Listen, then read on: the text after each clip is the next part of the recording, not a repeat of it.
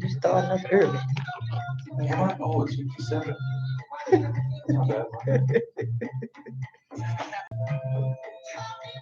Why can't I find it?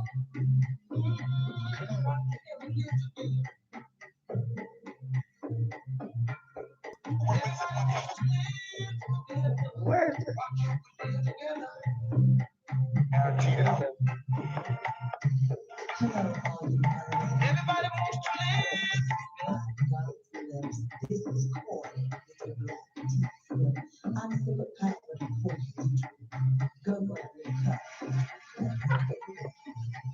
What's that?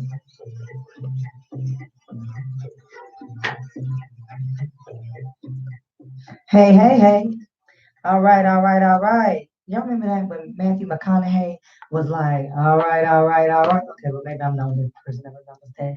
So this is Coy with your black tea sip, sipping power to pour truth. Happy Friday, melanated nation. All you beauty sun kissed by God's lips. Today, we're going to go back to a little porch talk. Some of you all don't remember when I started this show, I started on my porch and it was my personal rant. It was like therapy for me, you know.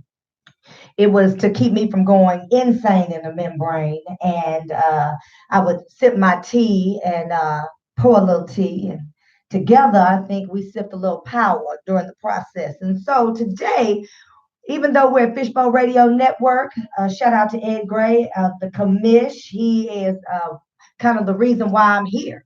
He liked the show. He liked what was going on, and he told me to come on over to the Fishbowl family. And it's been a really good family reunion. And so today we're gonna go back to the porch talk. We're just gonna wrap a taste. We're gonna talk about some things that's bothering me, some things that are bothering you. We just gonna spend a little time together. And so, the first thing I want to talk about, I know y'all know that I've said this in the past, Facebook gangsters. I, ooh, child, I am so tired of you all that know y'all are not about that life saying little slick stuff on Facebook. So I have someone who I would normally refer to as a friend. And so they were having an issue with how to define Black identities. I mean, typically, we just say Black. Um, People are seemingly having a problem with the word Black and they want to drill down and narrow down Angelo to like specifics, like, you know. So now this new term is ADOS, African Descendants of Slaves. Well, I mean, okay, if that's what you want to do, I mean, that's fine, except for the fact that everybody's not a descendant of a slave in this country. Just because you're black doesn't mean you're a descendant of a slave. Mic check, testing, testing. I mean, can y'all hear me? Because this is kind of stupid. Um, so my lemonade braids, for those of you that can see me, they were braided by some Nigerian women whom I'm sure receive and are fully aware and knowledgeable about racism and separatism and colorism, but they're not African American. They're Africans living in America. They're Nigerian, to be specific. And then you have my friends that are Dominican, Jamaican, first one born in this country. I have a friend whose dad is Black Puerto Rican, and her mother is Cuban and Jamaican. I mean, she's not African American. She's a mutt. She'll laugh when she hears me say that. But I think we're all kind of mutts. But I've said several times, my mother's grandmother was half Mexican, half black, half Native American black. As we drill down, my dad's people on his father's side were Native American. So that doesn't necessarily, if you start talking about certain parts of my family, they are not necessarily descendants of slaves as we go through our family tree with many branches. So you're leaving people out that actually are part of the Black life experience in this country. And so, saying all that to say, so my friend, Like you have to do, my friend, when I use the term. She was talking about Kamala Harris, and she was talking about she was the first African American woman. She was going to be the first African American woman POTUS. She was going to be the first African American this and that to know. And I was kind of like, uh, she's not African American. She's black. I mean, you can't take that away from her. And so she thought that I was being petty. And she even said that as much that I was petty and that I was making a mountain out of a molehill unnecessarily, unwarrantedly, unsolicited.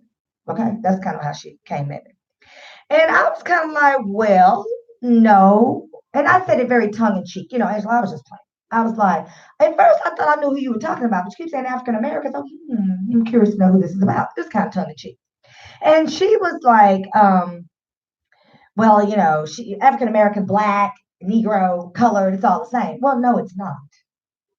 And I think part of being black and being in this country is to actually know the difference so that you're intelligible when you speak certain things. And so when we are grouped all together for the purposes of stereotypes and mistreatment and prejudice and racism, we ought to be able to speak to that in specificity. But we ought not leave other people out. ADOS. So I think to myself, in a sense, when we start talking about these things, we ought to really put it in context and know what we're talking about. Now, I'm going back to the Facebook gangsters. Now, I'm not sure if she is aware that that was offensive, but it was. It was offensive. It rubbed me the real wrong way. And in rubbing me the real wrong way, she went as far as to say something like telling her friend, well, she's just mad because her college is not synonymous with first. Oh, oh, okay. So when I was telling another friend, she said, oh, those are fighting words. We don't do that. And so I'm saying to all those of you that are really not about that life, that are really not about um like if you're not the kind of person that'll walk up and slap the piss out of the person who actually said the Facebook crap, don't do that. Don't do that if you're not about that life. If you seem to think that throwing hands, as my 8-year-old would say, is beneath you and you ain't got time for it, then don't make these little jacked up statements. Okay? I'm just simply saying that. Don't say that because you have people like me who I'm about that life. I ain't going around whooping on people. I mean, I'm too old. I'm almost 50. I'll probably get winded because, I had to whoop them fast because I'm going to get tired because, I don't really work out or nothing. I just woke up like this. And so, but I am saying to the melanated nation, y'all probably don't want to do that because, it's just not healthy. And then you saying these slick sideways things, and then you forget. But you know what? People on Facebook don't forget. That's all I'm gonna say about that. That's your PSA. I'm trying to stop some of this foolishness that's happening out here in these streets, and I'm trying to keep some of y'all's heads on your shoulders. Okay, that's enough of that. All right. So traffic. Y'all know we have a lot of traffic. We got traffic. Folks getting tickets. You know, shout out to Chief Ulyssa Renee Hall. I told you I found out what that U was for. Ulyssha. I ain't trying to be funny, no. That sounds like a Delta name. And so, shout out to her. She's back. She had major surgery, and I believe they said she lost her mother. And so, thoughts and prayers to her for a tremendous rest of the year. I know that I've been very critical of her, but I've also been critical of the treatment of her. And so I want to be real clear that I'm happy that she's back at the helm and happy that she's healthy enough to manage the stress and keep up with the momentum of being chief of the city of Dallas. So shout out to Police Chief Ulyssa Renee Hall. With that being said, traffic, people getting tickets. We racing, we getting out, we driving all over the grass. Lord knows I was one of them the other day. We're having all these traffic jams. Well, the urban mobility report said that traffic delays are costing us 54 hours of productivity a year. 54 hours of time that you are not able to be productive because you are sitting in traffic. And so we want to tell Congress to stop the foolishness, get off their behinds, and actually make something happen with infrastructure. In Dallas, people are complaining about all of the road work. Literally, it seems like it's going on simultaneously throughout the city, which means everywhere you go, not only are you bombarded with an influx of people, but you are also inundated with all of this construction at the same time.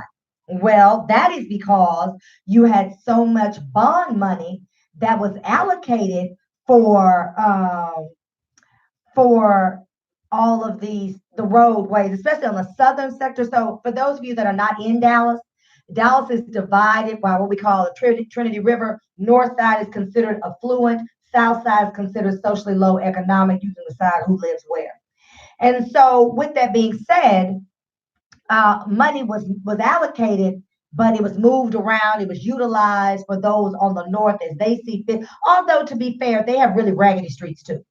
And so we weren't really getting our money. So we had four African American city council members sitting at city council at one time who were at the time were demanding that the money be utilized. So you've got a lot of work that's being done now. So traffic delays coming from the north to the south, and then that encompasses all of our suburbs and that kind of thing. And so you're losing 54 hours, which is a lot. Now, before you say, beep to beep, beep, beep, in Beijing, China, because there are so many people, they got 1 billion people in China. In Beijing, you can only drive your car certain days of the week based on your license plate. So now, in Beijing, you're not going to just get a ticket. They're liable to beat you with bamboo rod and throw you in there and make you eat squid for the rest of your life or something. It'd be something horrific. But I started thinking about what would happen, like we do.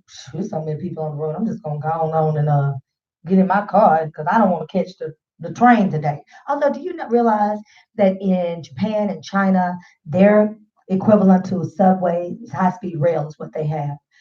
They can talk on their phone. I can't go from Arlington to Dallas and talk on my phone without hitting a glitch. I don't know. These things just run across my head. Today is going to be what we want to talk about. So y'all tell me what y'all want to talk about. But I did think about that, jumping on there. They've got so much technology. They probably flagging, like your license plate sets off like all of these alarms in some command center somewhere, and then they pounce on you with a drone. I don't know. These random things just go through my head. But they are using drones in Hillsborough, Texas. Did y'all hear about that? To locate lost persons. So the bracelet is $400.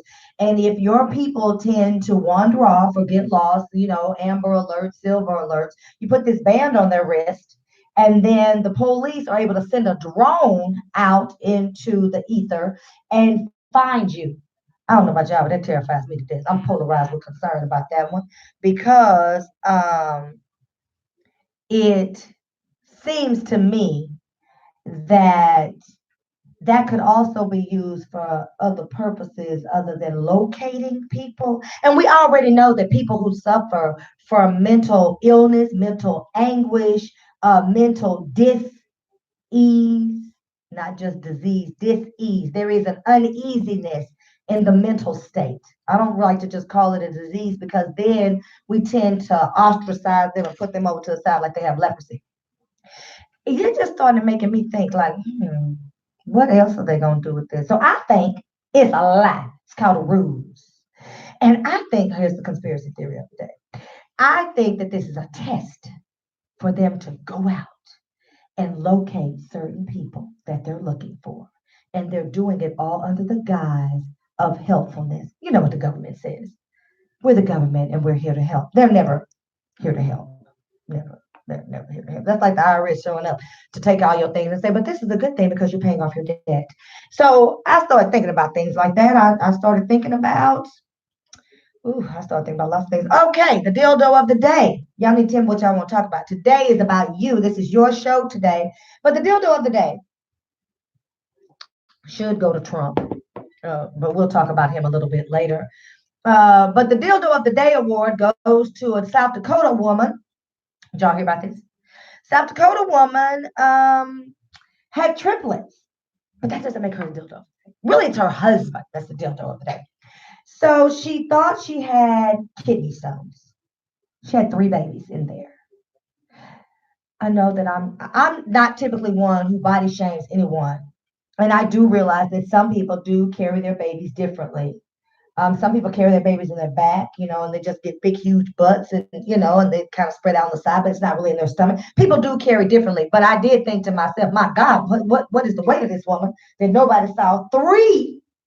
Uno, dos, tres, three babies growing. Well, never mind. Okay, because I'm not a doctor. Lord knows, let me not start on the OBGYN kind of up track here. However, when the babies were delivered, because eventually, they weren't gallstones, they were human beings being delivered at the hospital. I don't know how they went to the hospital. I guess the pain was so significant.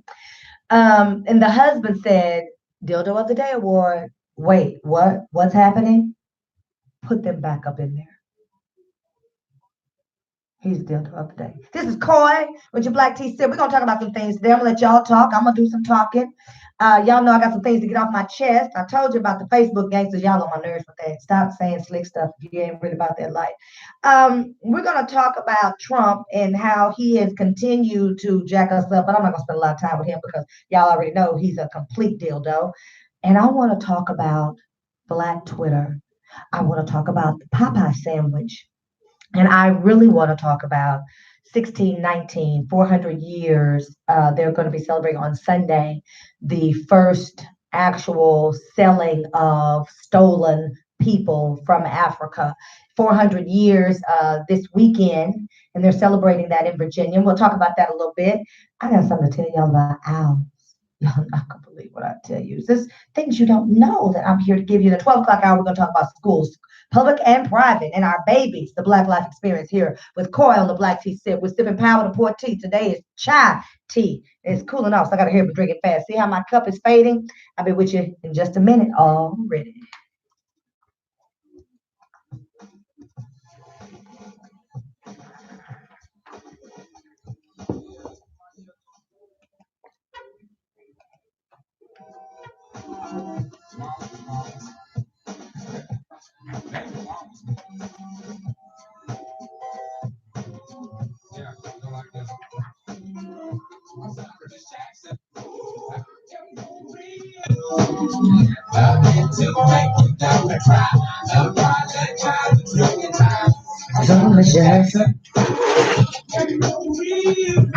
All right.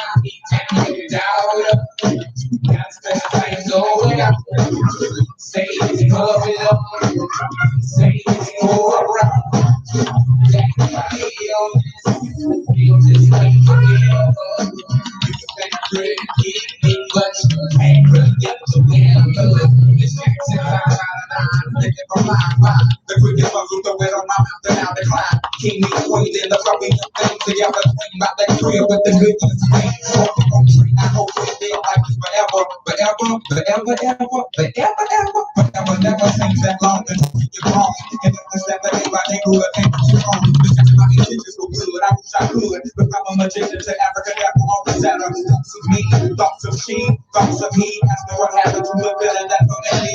I read so much about it, so deep. It happened for a reason, one can't be. Man, So just know that everything's cool. And yes, I will be present on the first they're of so school in graduation. Robert Jackson. that and for real.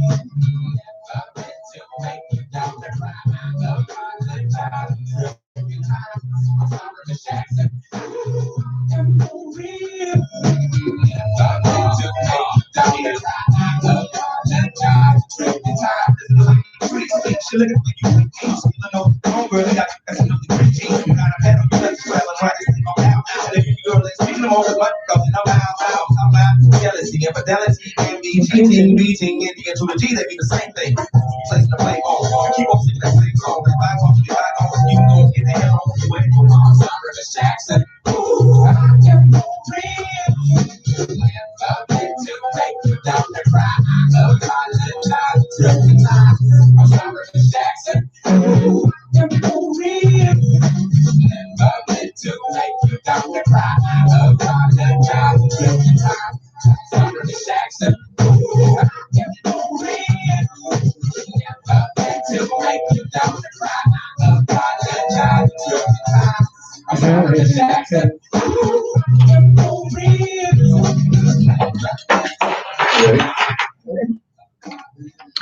All right, all right.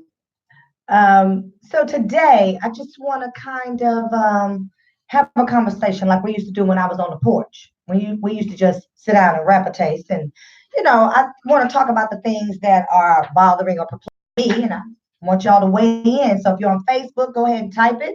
If you're on YouTube, type it. Y'all seem to want to text me a lot or DM me. That doesn't work for me during the show, people. I don't know why that's different. Okay. All right. So, you know, Trump. I am calling him by his name. I know some of you are like, oh, you're all aghast because I actually said his name, and because normally I say the orangutan in the Oval Office.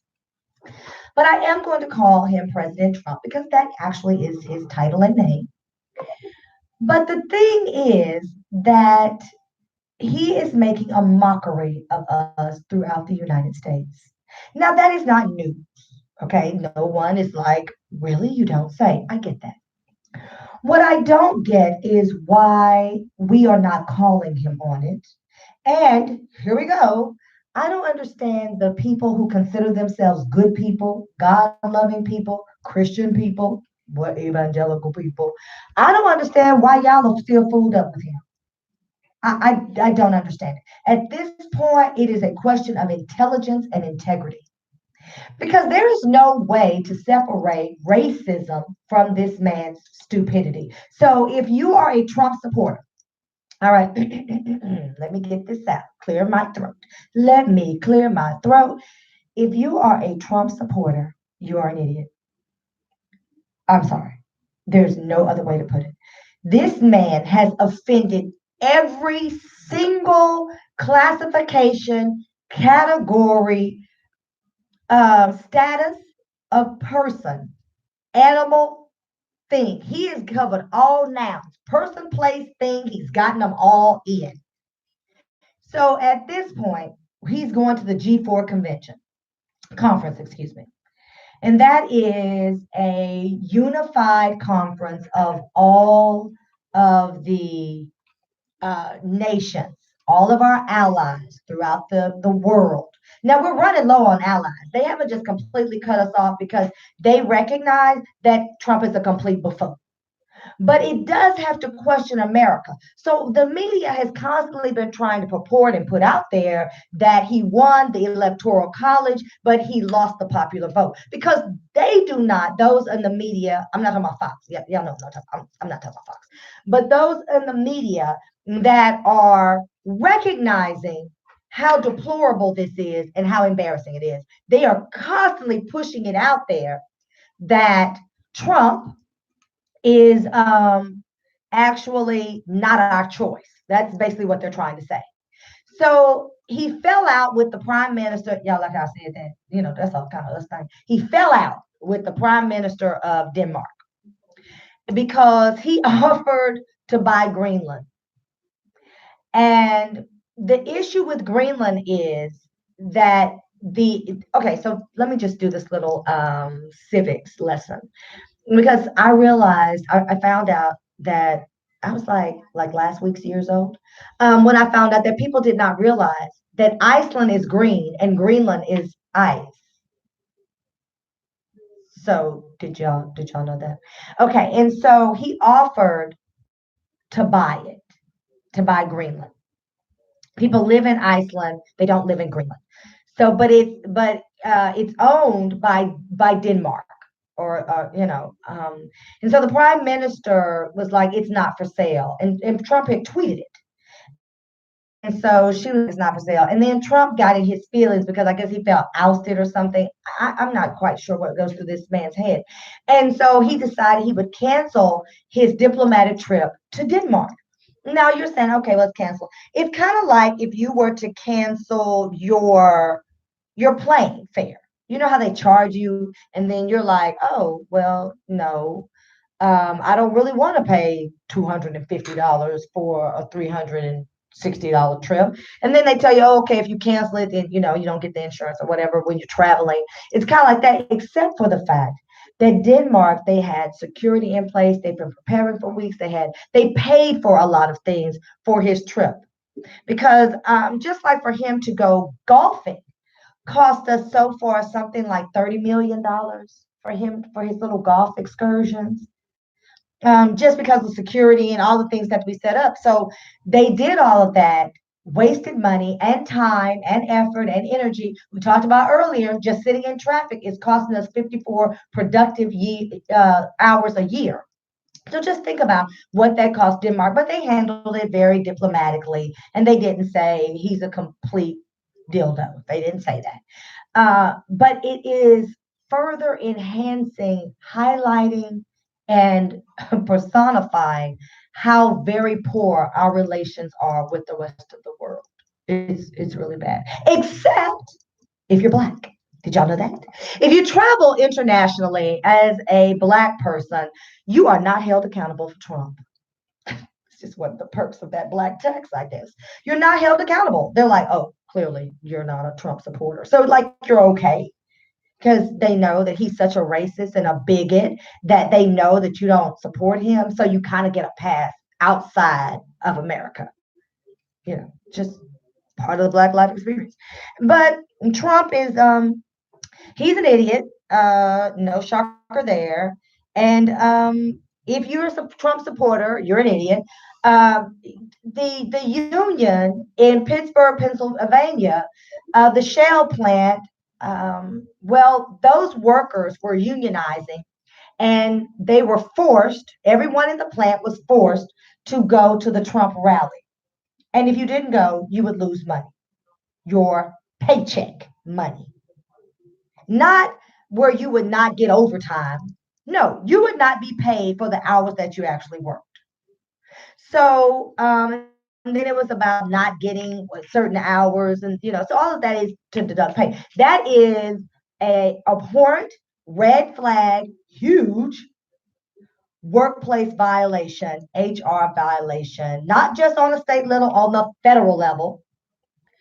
And this is encouraged by the orangutan in the Oval Office. Shell employees had to go. And then he lambasted the union leaders. His rally was to attack them being those forced to go to. I mean, after a while, it just gets to be funny. I mean, it's actually funny that these things are happening, and we are allowing them to happen. And then we've got our friends and good people that are literally saying, well, I don't agree with a lot of things that he says, but there, anything before the but is not true. Did y'all know that?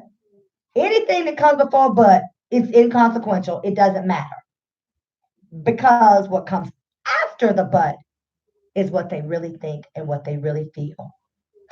So when they say but, what they're really saying is, I'm saying this first part hoping that you'll believe me, but this is really how I feel. And so they're saying things like, I had a man tell me, I think I told y'all before, he said that Trump was the most praying president we had ever had.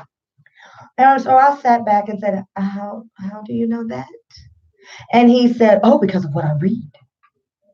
What you read? On Fox? On Breitbart? I mean, where are you reading this, sir?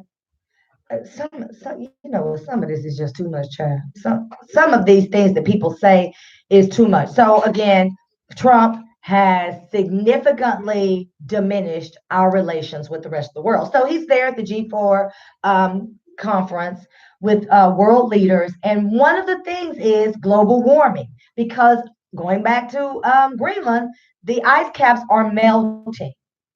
And that is significant. They're melting there, they're melting in the Arctic, they're melting in Alaska. And so Trump doesn't believe in global warming. So, he's going to be there with a lot of people who believe in global warming. And there's no telling what this nincompoop is about to say out of his mouth. I cannot wait until the rest of the day to find out in the evening what stupid, silly, abhorrent, racist, ignorant thing that comes out of his mouth because it's guaranteed that he's going to say something that is he's going to he's going to hold up Russia. He's going to say that Putin is the greatest thing since sliced bread because they go together. And but it's like an abusive relationship, isn't it? Isn't it kind of like Trump is a woman that's involved with this man being Putin, and they have this relationship, but Putin just does whatever he wants to. He hangs out with the fellas. He goes and dates other women. He brings other women home. I mean, like that is the relationship that Trump has with Putin. And then Trump might come out and say something against him, like the woman would say to him to her girlfriends. But like truly, she's only saying it because that's just how she felt at that moment. But she can't let him go. That's kind of how the relationship between Trump and Putin goes. So he'll say something great about Putin. He'll say something stupid about America or Americans, and we'll be embarrassed even further. So if you are a Trump supporter and you're not embarrassed about what he does, well, you're a moron. All right, that's enough for Trump. Uh, Owls. Yes, owls. Did y'all know this? I was today's years old when I found out about owls. And so Angelo, my engineer, actually that's like his favorite fowl, bird, animal. And I was today's years old when I showed him. So that owls are actually out here perpetrating a fraud. Did y'all know that? They are out here in these streets perpetrating a fraud. Owls really are wearing moo. This feather thing, I don't know what I thought. To be honest, I never gave it any thought, to be completely honest with you. But owls are wearing moo, and all they need is a cigarette and the little gold or silver pointy toe house slippers. Because if you lift up those feathers, owls are fine, big, thick, long legs. Like, the owl that I saw, if y'all don't have nothing else to do, Google owls' legs. It was on Twitter. Somebody said to me on Twitter. This owl could literally leg press 350 easy. I'm talking about big old track legs. I was like, what is happening with the owl population? Is it a mutant owl? Like, let me look into this. Like what is going on? No, that is why they are swooping down and picking up people's little, their fur babies. That's the stupidest thing you ever heard. A fur baby. Like, no, ma'am, that's your dog.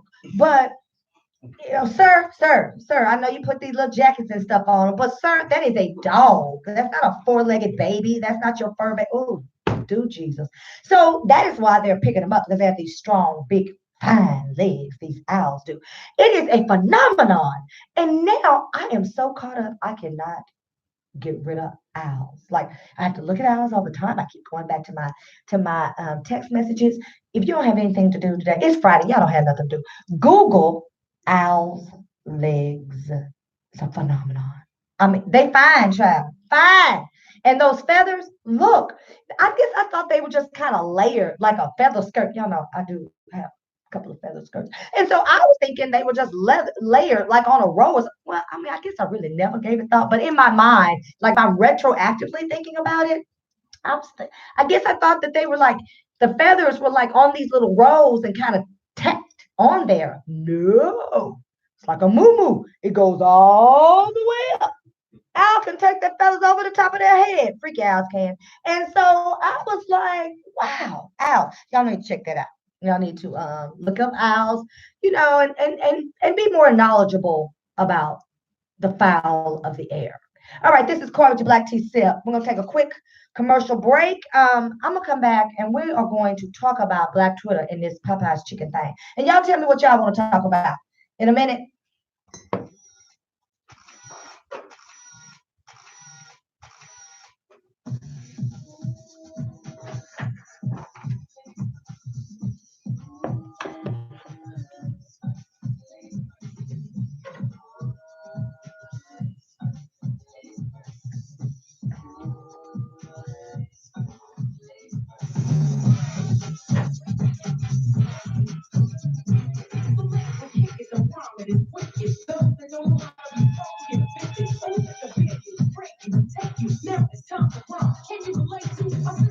Have you had the Popeye sandwich yet? No.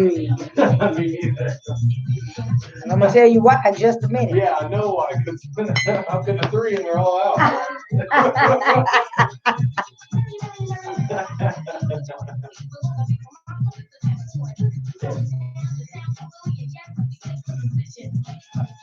I tried 3 times. There was a big sign saying they're all out. I gave up.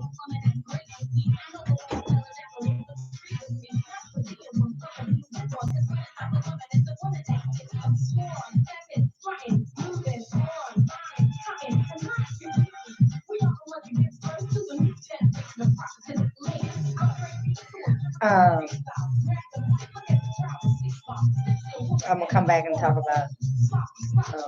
I'm gonna come back and talk about things that we don't know. Because ladies first. Ladies first. Ladies first.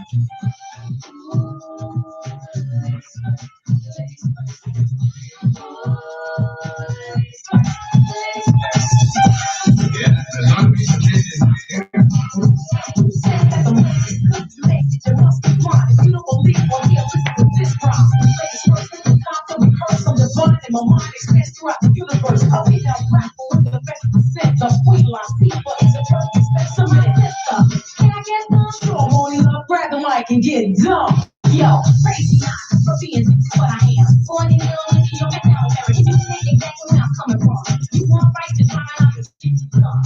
Whenever you behave yourself and get paid as a material that has no meaning, I wish to place that. Every bit of your attention, like mother, like daughter, I will also like to mention. I wish for you to the rhythm of which is now the matter. That's what you do.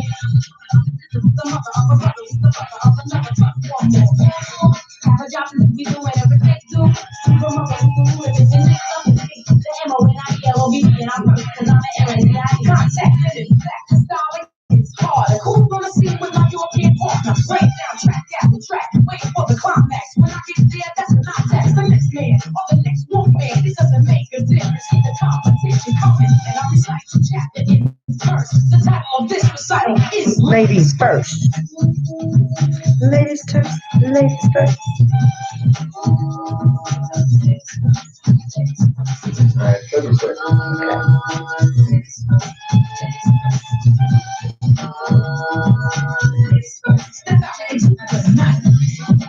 Civilization on the mic. See this right, the crowd is hype. I spell the right and those who white. Why? Cause I'm that tight. Spraying my beats 45 king style. He wants me to sing, but I'll swing so he's wild. I'll put up with the opposite sex. Fully rip the mic, rockin' next place. You never catch me at my worst. You hit the trick, it's ladies first. Ladies first. For those of you that are on Facebook, you didn't get a chance to hear it. However, if you stay with us during the break, then or you can go to YouTube where you can hear it all, even the things that we say during break, because Facebook keeps trying to stop this sip. And earlier in the show, when we were playing music on Fishbowl Radio Network, an actual radio network, not my porch. And they were cutting us off. And I was having to appeal and I would win my appeals. But one time UMG muted the first almost 4 minutes of the show. So people thought that the audio was bad.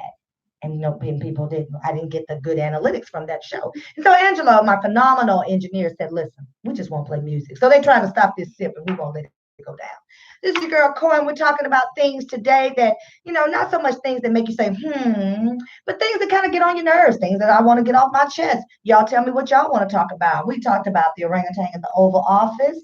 And I want to talk to you now about things you may not have known. And so I told you about owls. Like, I know y'all like, is this girl really talking about owls? Yes, child. Google, if you will Google owls' legs, I was talking about before the break, you will be amazed. I'm telling you, these owls can leg press 350. So, other things that you may not know, Melanated Nation. Black Twitter set ablaze the Popeyes sandwich, and y'all went cray cray over the chicken sandwich. So Black Twitter strikes again is what someone wrote. And I've gotten a lot, I really don't tweet. I got into tweeting kind of like, well, I tried to tweet during Trayvon and I got into so many fights. And then one person from I don't know, Ukraine or somewhere, went on Facebook and found me. And then the homies had to come in, like my homeboys that I grew up with. They're like, whoa, love Kilo Savi. She's one of ours. And they pounced and attacked roar. And so he was like, oh, I'm sorry. He went away. And so I really don't tweet. But I've been trying to get back into tweeting because I do get people that message me from the show. Shout out to the social media network that embraces and loves this show. Hugs and kisses. Mwah. And so I'm trying to get back into tweeting. And so I'm getting all these tweets, Angela, like all these likes on my tweet because somebody was like, Black Twitter strikes again. And I'm like, Black Twitter strikes again. Yeah, but with absolutely no benefit. We out here pumping up this chicken sandwich that can't nobody get because Angelo just told me he'd been to 3 and he could not buy the chicken sandwich. Now, I seem to think this is a ploy by Popeyes to not deliver. Like, that's what I think, right? So that it drives up the demand. But here's the thing.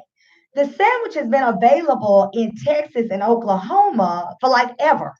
Literally, it's been available.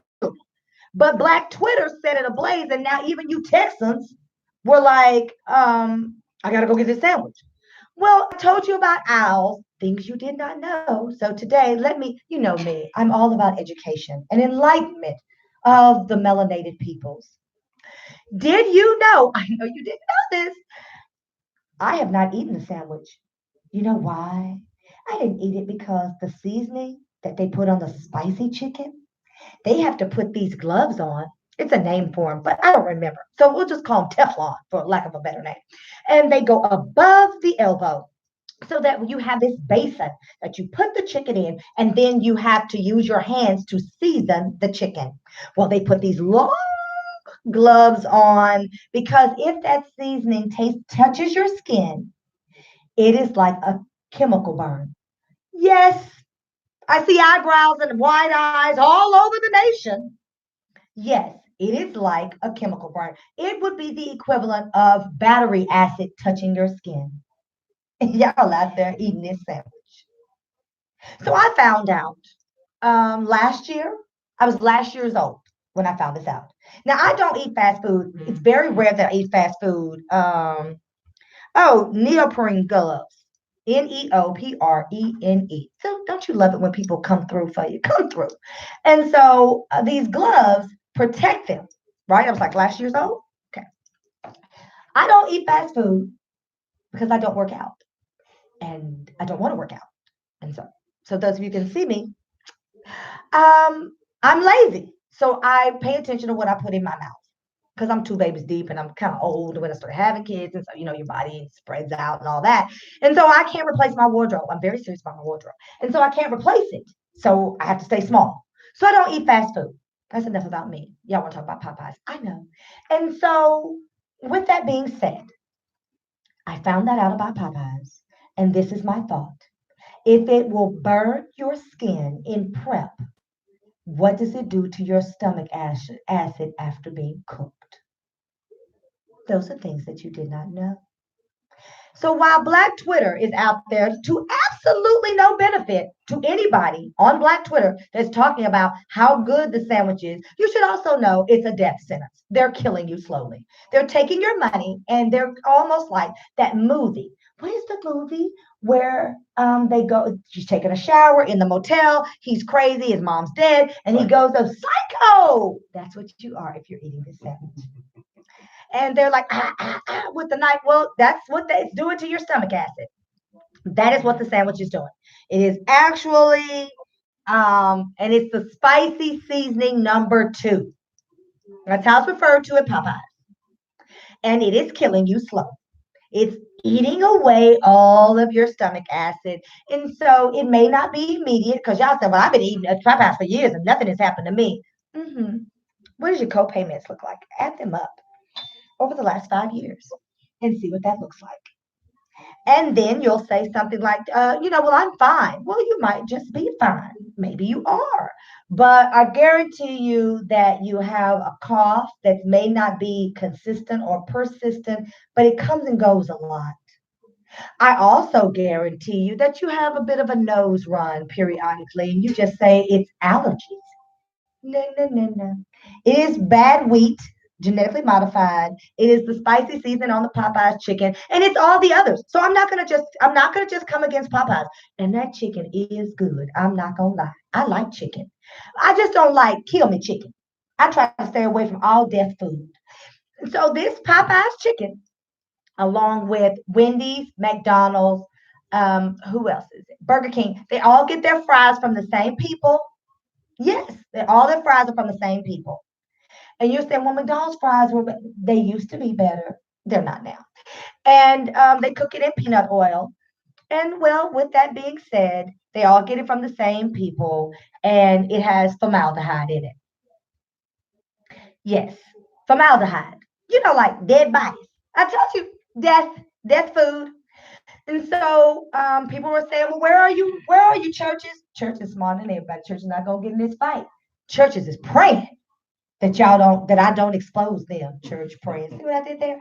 And so, with that being said, y'all are out here, Black Twitter, y'all own it. Yes. Now, Black Twitter has benefits because when we didn't want that woman to write that book about the Trayvon uh, Martin murder case, and we wanted to stop the woman from writing the book and benefiting off of his death, Black Twitter shut it down. It's odd that we say Black Twitter, and then like, did y'all know that the caucasity of people will actually ask us, how do you get on Black Twitter? Like, is it a special login? They actually think it's a separate, independent body that is called Black Twitter. Bless their hearts. Bless them. You know what that means in the South when people say that? Okay, that's enough of that. And so I just want you to know that Churches is the only one. Plies was on there, and he's absolutely hilarious. I love the fact that he can put MF literally every 3 words. Count them. He's using mudda dudda every 3 words. It's fascinating. It's like a phenomenon, like the owl's legs. It's a phenomenon. And he was saying, where you at, churches? Well, churches is praying. Churches is praying that I don't get into them. All I'm gonna say about churches is that those big old legs, they've been shot up with something because the chickens, all they chickens on steroids. They got owl legs. They bench pressing 350, and they huge and greasy, and with the pepper, and then that biscuit. I mean, because I used to eat it, before I knew what I know now. And so I just want to share with you all that while you're going to these Popeyes, and it's not just the color, the melanated nation, the colored folks. It's not just us, because I was listening to talk radio, and a white guy was saying that in California on La Brea Avenue, he had gone in at like midnight to get this chicken sandwich when he left the studio, and they were out. And he actually recorded it with them saying they're out. That's a ploy. That's a ploy to make you want it more because they're gonna go up on that sandwich. I do believe it, and you're gonna go up on your copays because that spicy number 2 seasoning will burn a hole in your skin like battery acid, and that is what they're putting on that chicken sandwich and on them chicken legs and well, child, I just want you to know it's a very serious matter. It's not something that you want to play about. And now, but it's good for the clapbacks. And y'all know I live for a good clapback. And poor Chick-fil-A. They're just out there and people asking, are they putting pickles on their sandwiches? Some people are even saying it's the same sandwich. It's just being marketed better because Hobby Lobby and Chick-fil-A came out very early on and started setting their precedents under the guise of God, what they will allow employees to do and what they think is acceptable in the United States.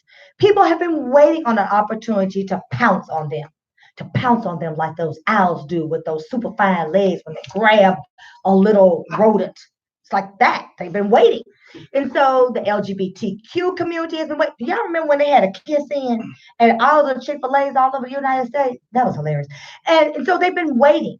And apparently all of the other chicken sandwich sellers have been waiting as well to pounce on Chick-fil-A, the good evangelicals, the Trump supporters. That's funny. The chickens have come home to roost. Hmm. I think it's hilarious. I think it's hilarious. All right, today I told you it marks the 400 years of slavery.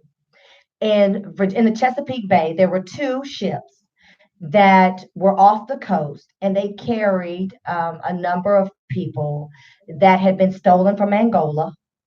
That's in Africa, for those of you trying to figure it out. And they were what has later been termed forcibly settled. Well, that was in 1619. So there's a family called the Tucker family, and they live in Virginia, and they have traced their roots back to they know how their ancestral line began. And so they were under Colonel Tucker. And under Colonel Tucker, there was this plantation, and the first child was born in the United States from the first Tucker Union. And so now in Virginia, they are going to toll the bell for 4 full minutes. Now, y'all thinking that's not a long time. It is. 4 minutes is a long time. It's just loud behind bells. But they're doing that in honor of the 400-year anniversary of the first settlers forcibly settled. And I'm saying that tongue in cheek because you remember those books in Texas? Angelo, do you remember those books in Texas where they said that slaves came here looking for work and they tried to tie them to indentured servants? Okay, so for those of you that may not remember history class, I'm a history major. So those of you who don't remember history class in its full brevity and scope of those of us, like those of us that are fascinated by history, indentured servants would, you would get passage to come to this country as an immigrant, and then you would work off your time. So many times people from Ireland, Scotland, in particular, they were supposedly some of the more brutal indentured servitude managers. Let's use that term. They would pay, and so you would have to work your stuff off for like 10 years or 15 years. But after that time, then you would be fully indoctrinated into society and you would not be considered the help. And so there was a time in Texas where we got that shut down.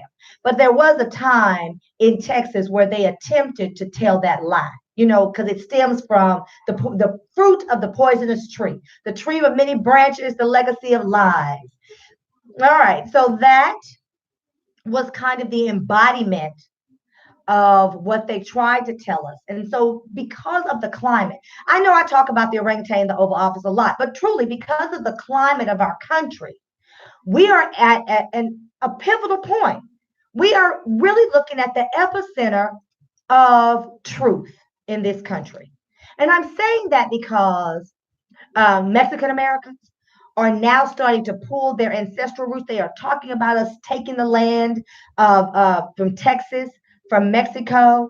And there were Native Americans in Texas at the time that did a lot of trading and marrying and living with Mexicans. So you have a shared story there, an embodiment of mistreatment.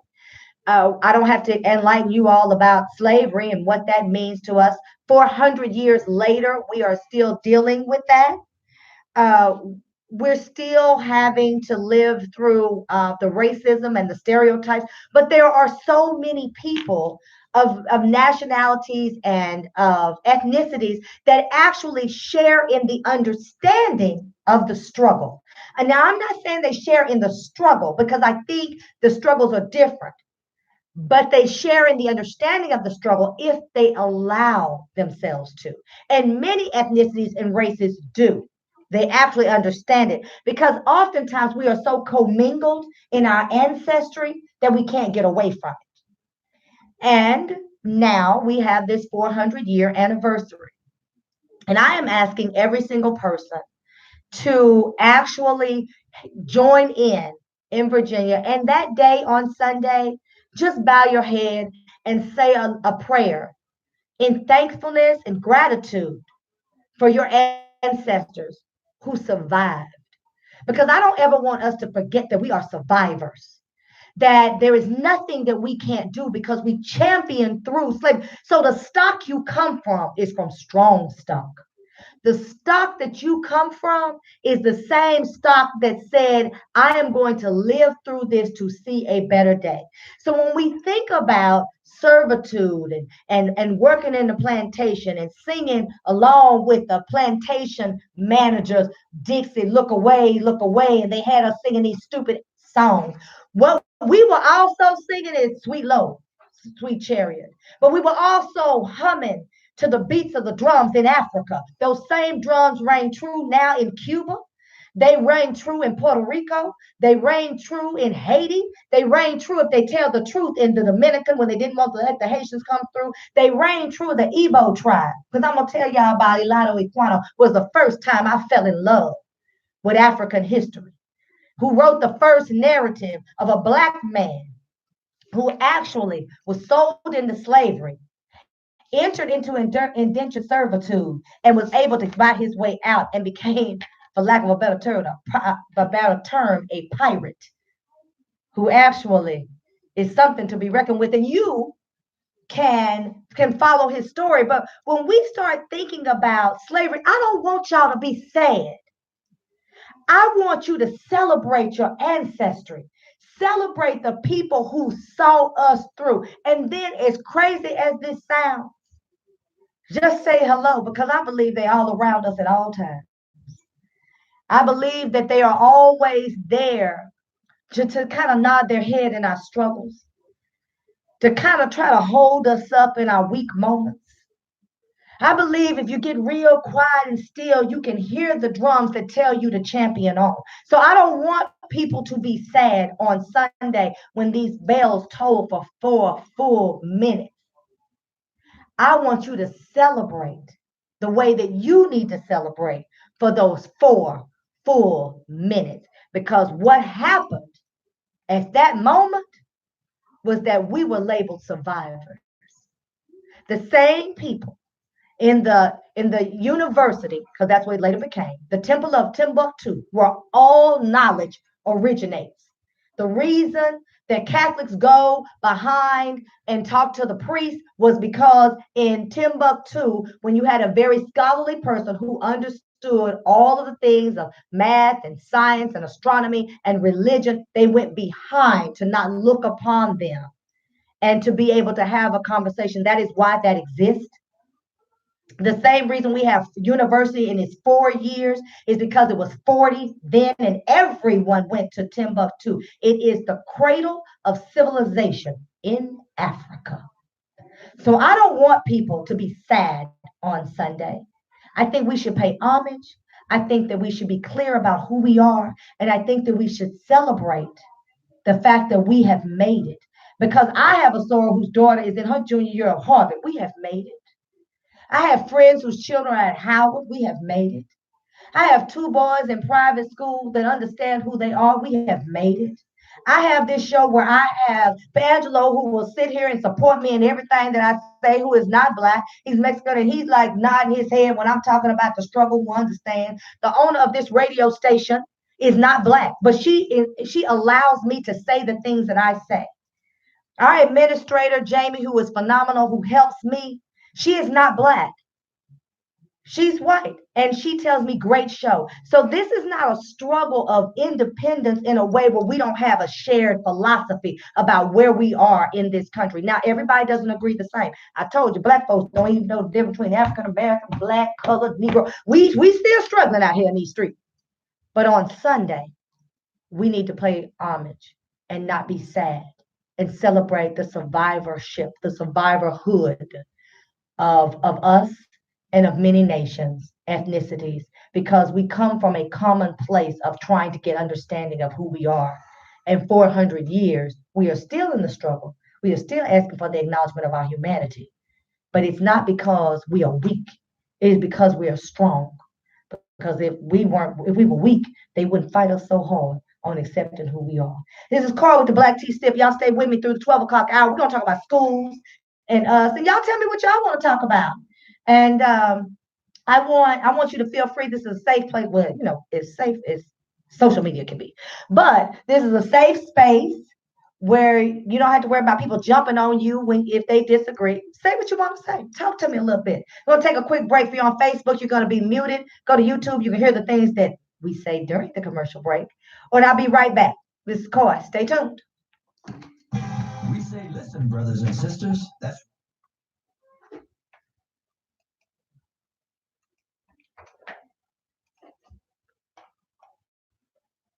That's not good. It's cold. Every Wednesday from 11 a.m. to 1 p.m. Central Standard Time in the Ringo. So come on and jump in with us here on the Fishbowl Radio Network.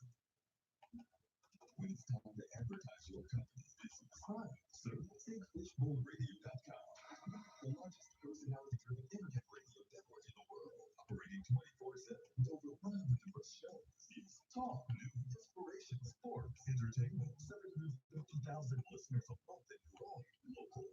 I ran over. When I looked at the thing, it was like 52, and I was like, okay, I'm gonna stop. And I just kept talking. Oh no, you're good. That's perfect. I mean, 53 doesn't mean like you have to stop right at that. Well, I know it's not a hard stop, but yeah. Hey, what y'all want to talk about? Tell me. Hey, Michelle, what y'all want to talk about? Okay, give you some healthy. Okay, I can do that, Michelle. I can do that. I'll speak to that in just a minute. But between me and you, Amazing Grass is a great vitamin, a supplement. A lot of times we take a pill. That pill does not break down in your gut, and because it doesn't break down in your gut, you usually, you poop it out. Amazing Grass is a whole fruits and vegetables dehydrated supplement. I put it in Bi-5 juice because it doesn't have any sugar, or I put it in a smoothie. But sometimes it's just hard to make a smoothie. Sometimes you just don't have everything you need to make it taste good. You can put it in there. Amazing Grass also has these tablets you can put in water. It tastes a little. It puts you in the mind of like not quite fizzy seltzer water. It's not great tasting, but it gets you through. And you feel differently when you take it. My kids are also on Amazing Grass. That and some super papaya digestive enzyme. It actually helps your stomach acid break down foods that may be foreign to it, and you don't hold on to anything. So, thank you for the question. Well, you really didn't have a question. You told me what to do, but there you go. And I think more and more I'll start to like do that. I'm trying to do like a show that talks about specific things on the 12 o'clock hour. So I'm trying to do more of that. But tell me what y'all want to talk about. I'm open. I'm here.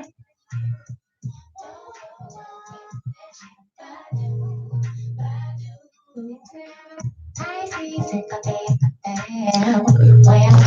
me see if I can type that in for you.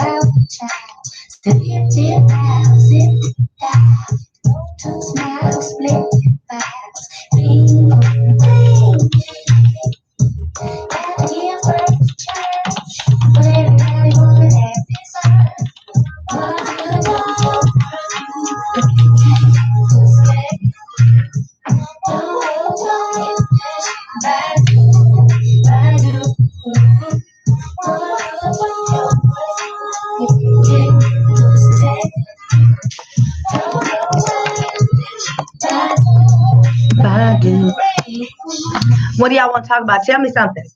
What's going on? Anything on your mind, on your chest, on your heart? Type it in. Let's talk about it. Today is your show.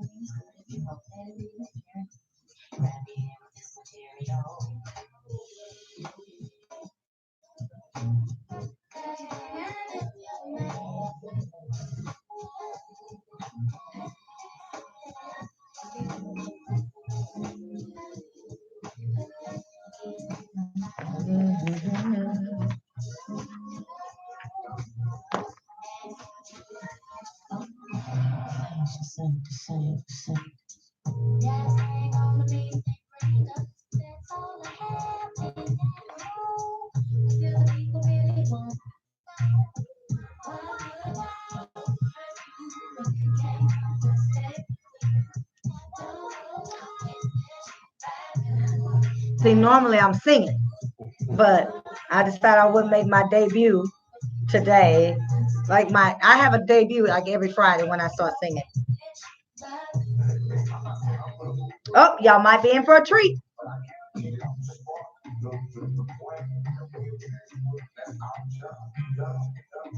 Tell me what, tell me what, tell me what. Mm. Tell me what, tell me what.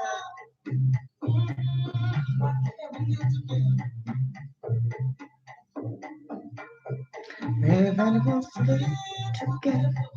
Why can't we live together? Hello, all you melanated kids. Some kids by God's lips. This is Corey, Mr. Black T. I'm super powered and for you. Go where you cut. There we go. 3, 2. All right, I had a couple of questions when I was talking about what to eat and how to eat and all of that. And I was I was trying to food shame y'all on the cool about this Popeye's chicken sandwich during the 11 o'clock hour. And I had someone ask me on YouTube, y'all can go to YouTube and you'll hear the music and you'll hear what we say during breaks. Said, well, okay, she kind of called me out and said, well, give us some quick, healthy options. So listen, Amazing Grass is a vitamin supplement that my boys and I use. It's a whole fruit and vegetable dehydrated vitamin mix or supplement. And I want you to know that when you take a pill for your vitamin, you usually just poop it out. You can talk to anybody who does porta potties for like fairs or conferences or conventions, anything that's outdoors, they have porta potty. They will tell you when they're flushing them, they find a lot of pills whole. So your body doesn't get the benefit of it. But when you mix it in a liquid, and you should really take it before you actually eat food. So putting on an empty stomach helps it absorb better.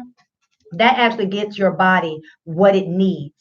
So there's a little tidbit for y'all. The other thing that I would suggest is super papaya digestive enzymes. So if you just have to eat that Popeye sandwich that I told you to season or burn a hole in your arm, yes, it's like battery acid. When they're mixing it, they have to use these neoprene gloves. If you missed it during the 11 o'clock hour, that sandwich that y'all out here black twittering about and going to every Popeye's chicken in the world trying to get this sandwich, well, the season will kill you because if it does that to bare skin, what is it doing to your stomach lining? So if you have to eat it, then go and get the Super Papaya All Natural Digestive Enzyme. Some of you are feeling indigestion after you eat, and you're saying, oh, I just had heartburn, and you're taking Prilosec. No, your stomach acid is all jacked up. Your stomach is all screwed up. And go get you some digestive enzymes, and that'll help you. All right. I would like to talk a little bit for a little while about schools because school just recently started. Thank God. And all these babies that were out, and on the PlayStation and the Xbox until the wee hours of the morning, you have to fuss at them and all of that. Okay, so that has ended, and now we're back. And so this will be our first week. Some of you went back before. And some of the things that they're telling children during this in orientation back to school this first week, some of them are ludicrous. Some of them are ludicrous if you're just intelligent. Some of them are ludicrous if you're black. Some of them are just ludicrous. One, I think this might be, if someone hits you in your face, don't hit them back. Just push them and walk away. Say what now? Wait a minute. I'm spelling that Wayment. Wait a minute. Say what's happening now? Don't hit them back. Mm, okay. So what you're basically teaching children is to not defend themselves. That is what you're teaching them.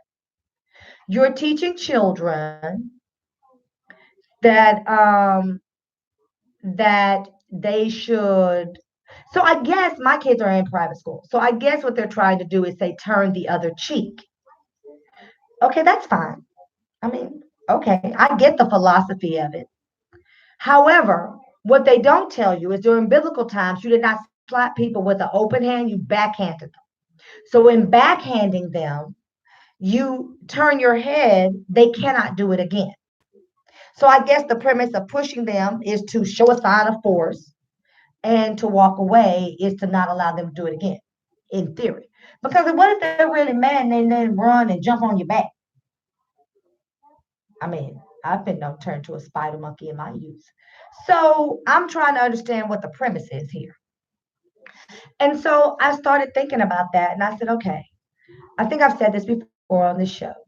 You remember in public school, everybody got to wear what they wanted to, right? Everybody wore what they wanted to. Some people dressed very well, some people not so well. And sometimes it was economic factors, sometimes it was body style, sometimes it was just an inability to put things together well. I've known people who had meager means but looked really well because they just had a sense of fashion. But they took that out of public schools because they originally said, we don't want children to feel bad. And so if everybody looks alike, then children won't feel as bad. But then you still had the kids that were stealing people's Jordans because even in a uniform, you can't tell parents what shoes to buy. I mean, they'll tell you all black shoes. Also, somebody's gonna have on some all black Jordans, and somebody gonna have on some all black Converse, and somebody gonna have on some all black animals. I mean, that's just that is how this life thing goes. But what they're not doing very successfully in public or private school is teaching children to be able to deal with life. It's synonymous with um, well, everybody getting a trophy. The team that sucked in the league, they got trophies. And we didn't even do it in a way where the kids that did the worst in the league got really small trophies for participation. No, some of these people have ginormous, trophies. So we're not doing a very good job of teaching children how to live in the world. And then what happens is as they get older, especially in this social media life, they're looking for a way to step away out of and become independently recognized from everybody looking alike in school and everybody lining up and everybody being quiet. They're looking for a way to get away from that. And to get away from that is because most people have a need, an innate need to be independent in thought, in action. And so some things we have to curtail, like, mass murder. So we have, 60 people who have been arrested because they either told somebody. I just want to say these people is going around shooting up people. They're not very smart. I mean, you want to live the life of a gangster, but you do not celebrate the first rule of gangsterism. Shh. Be quiet. Don't tell nobody. I mean, real gangsters moving south. Maybe they didn't get their rap song. Okay, but anyway, I've digressed. And so you have 60 people that have decided they're going to shoot up somebody because of these fools in El Paso and Dade on this Trump thing. But I'm only using that as an example to say people have a need to be recognized and to be independent. And so it kind of moves towards this sideways left hand thinking of how to do that. Everybody wants a bunch of likes. The only place other than school that adults are forced to wear a uniform, walk in a single file line, and be quiet at lunch is the penitentiary. That is it. So school has started, and we are getting these ridiculous rules. I remember when my son was out at Frisco ISD, and I believe he was in kindergarten because his teacher was Miss Little. I've talked about her before because Miss Little was little, little thinking, little person, little bit on my nerves every day, Miss Little. And I remember my son, who was really fast. He has his dad's athleticism. That's all we're going to say about that because somebody's going to say something like, fast, where do you get that from? Hush. And he has his dad's athleticism. His dad ran track for UT. And he was wanting to be first in line. And so he was racing up there. And so he skipped a little boy. He's in kindergarten. And the little boy didn't like the fact that he couldn't keep up with my son, who was then leading the line. And so when they finally got to a stopping place, I think it was by the bathroom, the little boy hauled off and punched my son in the shoulder. And my son chin checked him because at the time my brother was teaching boxing. So, the great uncle that he is was teaching him to box. So he had a good stance and a good swing. Okay, so there's that. And he punched him and it made his teeth click. That's what my baby said. He said his teeth clicked. And so the little boy was hurt because I guess he wasn't expecting the punch. And the teacher told my son he was in trouble. So my son gets in the car and he tells me he got in trouble at school. And I was thinking to myself, he got in trouble. So then he tells me, I said, well, he hit you first. And he was like, yeah. I said, you got in trouble? So, yeah. So when I talked to Ms. Little says, well, he wouldn't have gotten in trouble if he had just not hit him back and told me. Ms. Little, are you on a little bit of crack? So I said, oh, no, Miss Little, he's not in trouble. Well, he's going to miss a recess. I said, no, he's not. He's not going to miss recess if I have to come up there and get him and take him to Chick-fil-A to play. He's not going to miss recess because I am not teaching my son to be a punching bag for anybody. Well, no, but if he had come and told me or someone else, I said, Miss Little, you are not going to be with him on the playground. Well, no, I said no, because something else happened the other day and you weren't out there. And she knew the incident. I don't remember it now. And I said, and you're not going to be with him at Chuck E. Cheese, and you're not going to be with him at this park by our house, and you're not going to be with him in the boys' bathroom. And all kinds of things happen. And he needs to learn to defend himself. And if someone hits him back, he certainly should hit them back. If someone hits him, he certainly should hit them back. And that was the most asinine thing I had ever heard in my life. But you know what that speaks to? It speaks to the bullying that goes on and how kids are ill-equipped to handle it. I used to have people not like me. Used to say and do little things. I was kind of skinny. And so just kind of. And they would try you. I was new at the school. I had been in private school. I was new in junior high to school. And they tried me. And what happened was they realized, oh no, and I'm not bad by no means. I'm not sitting up here saying, I'm Billy Badass, because I'm not. What I can tell you is I ain't no good to mess with. And you get to messing with me, you're going to know you've been in a fight. Now, I already talked about it earlier. Lord knows I'm going to have to do it fast because I'm out of shape. But I'm not going to allow someone to say something. I told you about these Facebook people. I started to show off with these Facebook people who are not about their life. Everybody is not like that. Some people will walk up to you and slap fire from you over your words. That's, and then we can talk about whether or not it's juvenile or adults shouldn't act like that. But what people have to understand is you need to watch your mouth. And you need to keep your hands to yourself. And we are not teaching that effectively in schools. We are teaching these kids to soar like eagles. We tell them that, and then we cripple them like chickens. Telling a child they should not fight if someone hit them is asinine ludicrous. At my child's school, they have told me both kids will be suspended. So my son told his dad, and his dad says, well, you do what you got to do, and me and your mama will come up there and see about it. If you are one of those parents, I have a really good friend that told me he has taught his children that if he has to come to the school, they're already in trouble. Well, everybody got to walk their own path. But I don't necessarily agree with that. I need to know what happened. Because I can tell you personally, in my experience, teachers have lied on me. In fact, Miss Cubic, who was my 5th grade teacher at St. Elizabeth Catholic School, stole my Gucci purse. Yes, I said it and called her name, Miss Cubic. She stole my Gucci purse. So if she'll steal, she'll lie. Y'all need to be out here trying to help children. We have too many people that are focused on discipline and not nurture. Our children in particular, I actually believe this about all kids, to be honest. But on this show, we celebrate the Black life experience. So I'm talking about Black kids. Our children don't necessarily need more discipline. What they need is more nurturing. If a child knows that you respect them as a human being, and just because they're children doesn't mean that they don't deserve respect. If they know that you respect them as a human being, they respond to you better.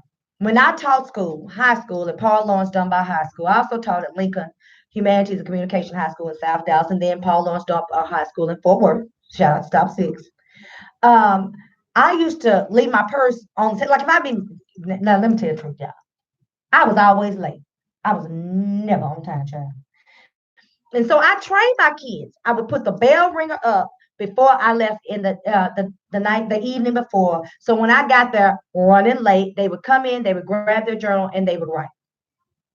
I remember the principal said, "You think I don't know that you late? I know you late every day. I don't say anything because your kids are so well behaved." The same kids that would be out there wreaking havoc throughout the school and the neighborhood were the best behaved students. So started telling you about my purse. I would put my purse sometimes on the desk and then I'd run and do whatever. And they were like, "Girl," teach other teachers. My mentor teacher, who was a Sora and Ms. Isaac and Ms. Eigelhart, excuse me, and she was really, really good at helping me learn how to be an effective teacher. She said, "Girl, you can't leave your purse up there." Those kids never bothered my purse. In fact, one day I got sick at work and my dad had to come. I think my girlfriend came and got me. One of my sorority sisters came and got me. And I had like an inner ear infection and everything was going dizzy on me. And I remember my dad went to get my car that next morning, and the kids had surrounded my car and they were very concerned about me. And they would not let him get my car till they found out he was my dad because I respected them and I treated them like humans. And I gave them a safe space 5 minutes after class started. We had 90 minutes. For the first 5 minutes, they could tell their gripes. If they had gripes with one another, it was a way to talk it out. Because what they need is an outlet. We have schools now. So those of you that are involved parents and you have lower grade school kids, ask your child about recess. They give them 15 minutes to eat. Your food doesn't even digest good in 15 minutes. And then they give them 15 minutes to play. If you're an older student, you may not get recess at all. So all day long, you're cooped up and you're being told, "Don't do this, do that, shh, be quiet." Do you know how much energy it takes to not exert energy all day long? Some of us are not in a position to put our kids in private school and move them around. So I'm certainly not trying to tell you what you need to do as far as where you place them for their educational benefit. What I am saying is investigate. Ask them, did anyone make you feel uncomfortable today? That is a question I ask every single day. When I say anyone, that means another child, that means a teacher, anything. And document. Document on a calendar in your phone something that happened, not just bad things. Good day today. Because you know what? Some of these teachers are out here to get these kids. I'm just going to keep it 100. And I have friends that are teachers that are like, "Wait a minute, I'm not talking about you. But if you feel some kind of way, all I can say is what my mama Cat used to say: a hit dog gon' holler." Because the truth of the matter is that we have to be advocates for our children. So if you're one of those parents that says, "If they call me, you're already in trouble," you're not an advocate. You've already believed whatever they say is true without investigating. That is not necessarily going to benefit your child. They need to be able to come to you and tell the truth. And my grandma used to say, "You tell me the truth and we'll tell them a lie together." I know that my kids feel comfortable in telling me what's happening. Not because I'm going to believe them and I'm going to go out to schools and jump on the teacher. No, but it's a safe space. And when it's not right, I get in it. I want my oldest child who's in middle school to be able to work out his problems. But I also want him to know that when he can't, to come get me. Because you would rather wrestle a grizzly bear with a toothpick than mess with my boys. Because they good kids. And if you know you have good kids, then listen to your kids. So I start telling you, one, and I got that from one of my childhood friends. My girlfriend said every day she asked her child, "Did anyone make you feel uncomfortable? Did anything happen today?" Ask them who they played with. Ask them who they talked to. Because then you start to learn names. You start to learn situations. And they won't just tell you about their situation. They'll tell you what else is going on. And you start to know what's happening with your child. So when they start trying to tell you that your child said X, Y, and Z to little Bobby, you said, well, little Bobby got into it with Karen, little Bobby got into it with Lance, little Bobby got into it. My child was just the next one on the list. It's a different set of circumstances. It's also different when you're advocating for them from an educational standpoint. There are so many resources that are available, but you need to know that Dallas Independent School District got in trouble because they were not providing the academic resources that are available. So if your child has ADHD, they should have a diagnostician that comes into the school if it's not right there on campus to evaluate your child. For ADD, well, it's ADHD now. It's attention deficit hyperactive disorder. So you might not have a hyperactive child, but the child might have attention deficit, but they group it all together. And that's a way to push medication through pharmaceutical companies. But okay, that's a talk show for a different day. So with that being said, you have these kids that are not getting the resources, right? So DISD got in trouble, but let's talk about who really got in trouble. The Texas Education Agency got in trouble by the United States Department of Education because they were not dinging the schools who were not providing the academic resources. I talked to you before about Texas Instrument giving Lancaster ISD, which is a suburb of Dallas, independent Lancaster ISD's independent school district, $8 million. And now they have what they call wraparound services. So wraparound services can be psychological services for diagnostic testing, counseling of students, psychiatric help for those students that may be having mental dis-ease, nurses, social workers, counselors, more counselors so that the children have more opportunities to talk about opportunities. So every child is not necessarily going to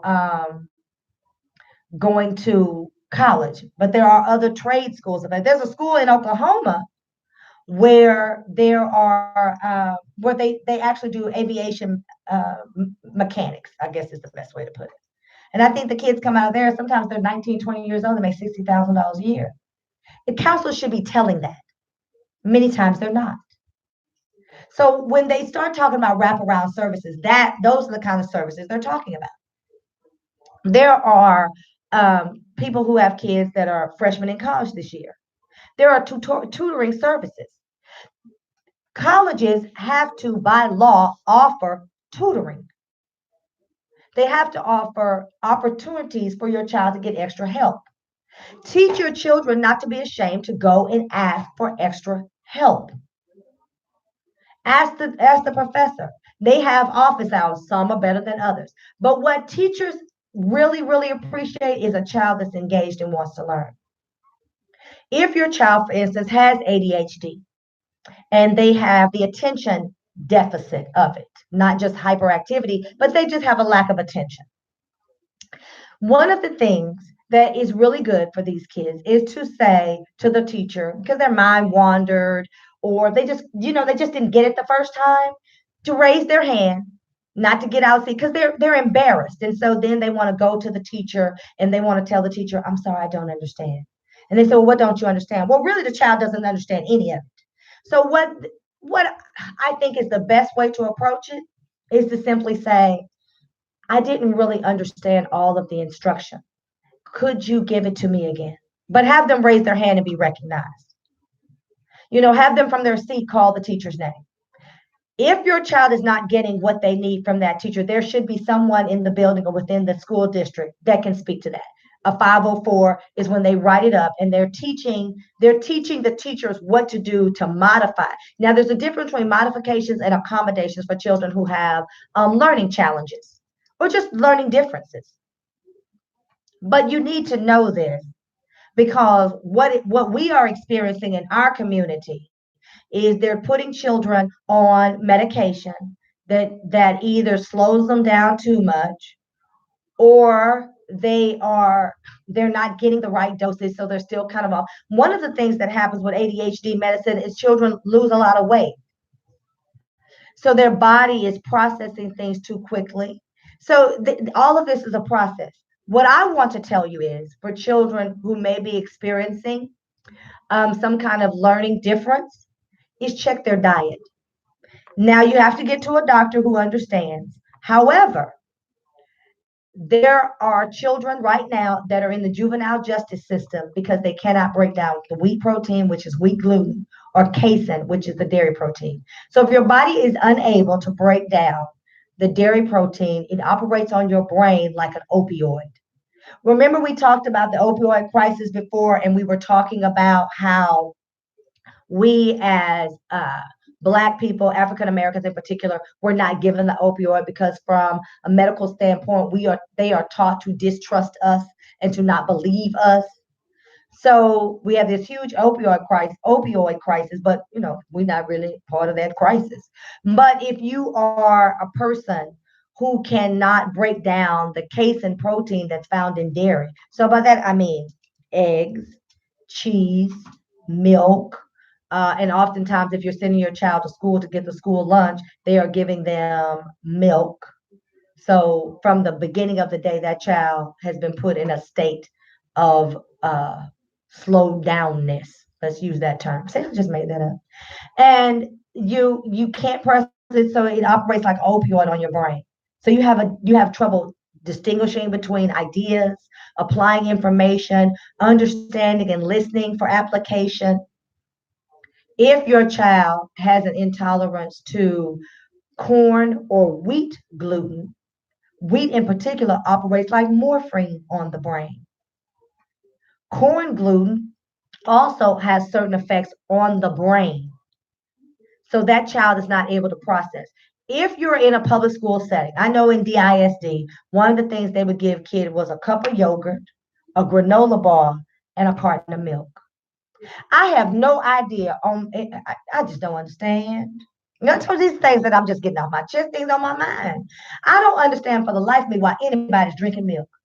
Haven't you seen all of these things? It's nothing but pus and blood because they are so busy mass producing the milk that the cows don't have time to really regenerate and make milk. So they shoot them up with a bunch of stuff and then they just tugging on them and it's nothing but pus and blood.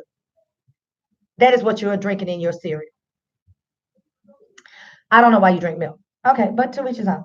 But if your child has an intolerance to the casein protein, from the moment they get that school lunch, they're giving them yogurt, that's casein. They're giving them milk, that's casein. They screwed up for the rest of the day.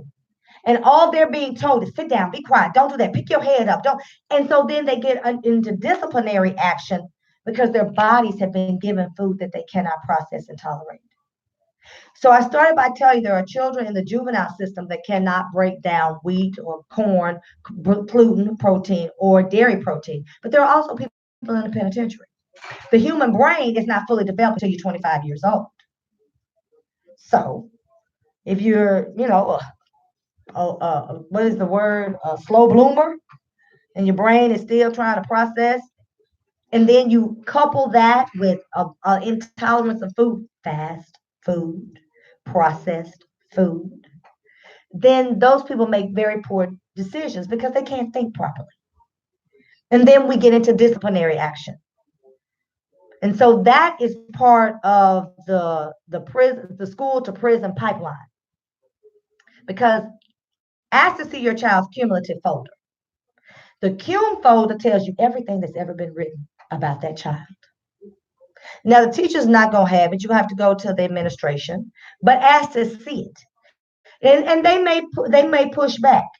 They might ask you why you want to see it. I want to see what my child's progress has been since they've been in this school district or in this school, because all of that is written. So if the teacher writes, this child may need diagnostic testing, and he was never given that testing, that's a problem. There are tools and resources. If you ask for your child to be tested, this is the beginning of the year. If you ask for your child to be tested because you believe there may be some learning differences or learning challenges, they have a certain amount of time to get that child tested. And I believe it's less than 30 days. But I don't want to give you a time frame because I don't want to be wrong. They have a certain amount of time. If it is not done in that time frame, That is, let's say the child actually has dyslexia or ADHD. Let's use ADHD. Um, you could very well have a lawsuit under the American Disabilities Act, depending on how that child was treated, how they educated that child, what they did, tutoring and that kind of thing, was that offered. You can write the Texas Education Agency and file a complaint. Now they're slow, but they will investigate. If your child seems to just have a hard time processing information, start keeping a diary of what they eat and their response to it. Now it's difficult to do through the week, I get that, but write it down and watch them on the weekend. Now I will tell you this: it is extremely expensive to live and eat well, and everybody's not going to have the financial resources. I get it. But what I want to do is impart upon you and give you this information because school is just starting. So many of us have grade school children, and we really don't know where to turn. So here's another little tidbit for you.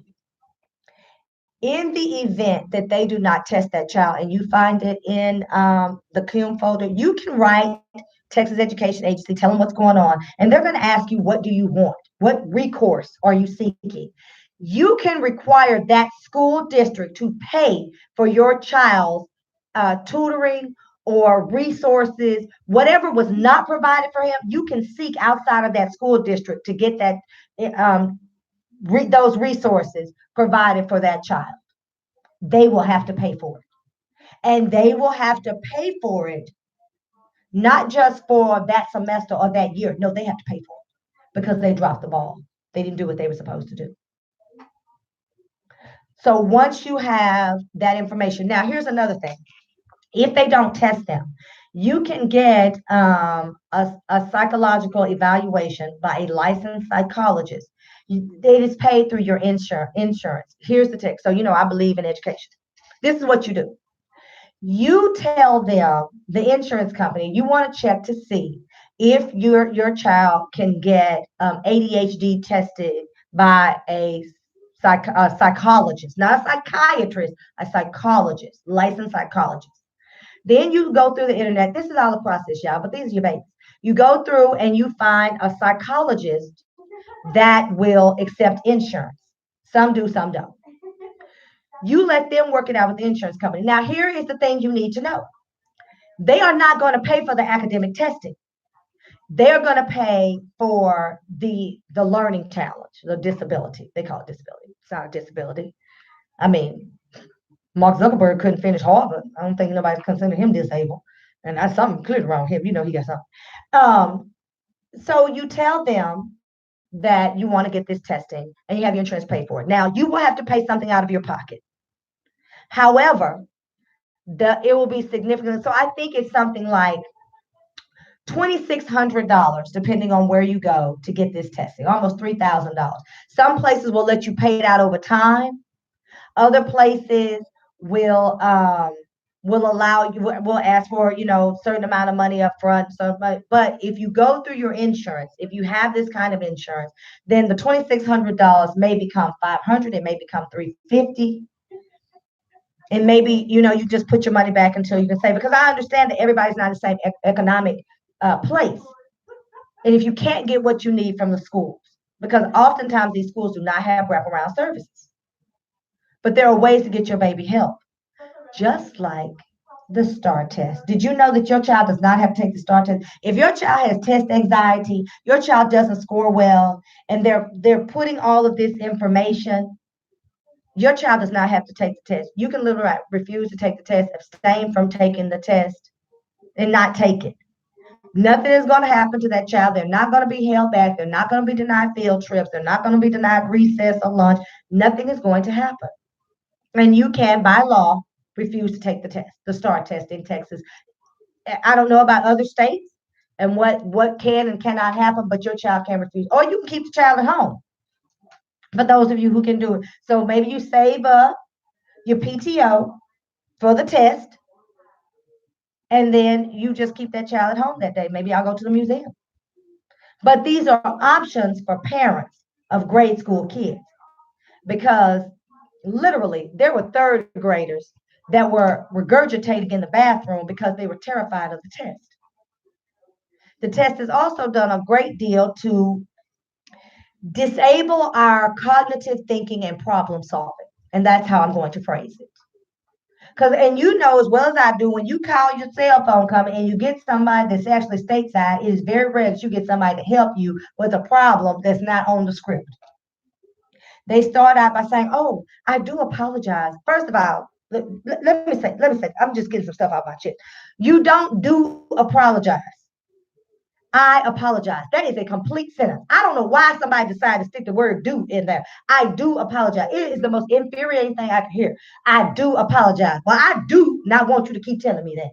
And they say it over and over and over because they don't know what else to say. Because they haven't been taught problem solving. It's a stalling mechanism for them. Because it's like, oh, Lord Jesus, help me. I don't know what to do because it's not on these pages. That's really what I do apologize means. Because if they just want to say, you know what, I'm terribly sorry that you're experiencing that. I apologize for the inconvenience. You don't need the word do. So do means, oh, shit. That's what do means when they say that in a sentence. All right, getting back on track.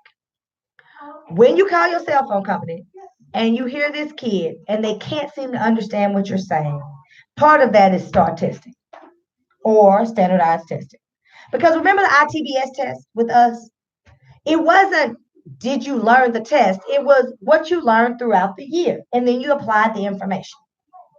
And then if you didn't do well, then a counselor called your mom or your dad. And I remember I was in private school, and this is what they would do. They would call your mom or your dad, and they would have to sit down. They'd say, "Well, you know what? We're gonna, there's an option for more tutoring," and they would do those things. Well, that's not done.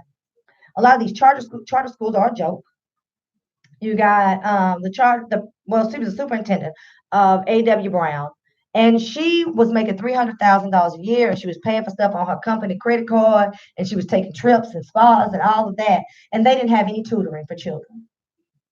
No tutoring. So you have to ask yourself some very pointed questions. Are they providing me the services that I need? And if they are not, and you think you need some help, then I'm giving you the tools and the resources to be successful for your child. Because if that school district fails you, you can require them to pay for whatever tutoring or whatever resources you need through Texas Education Agency. And that's a process. I'm not going to tell you it's not going to be easy, and you're going to be an advocate, and you're going to be vigilant. But these are our children.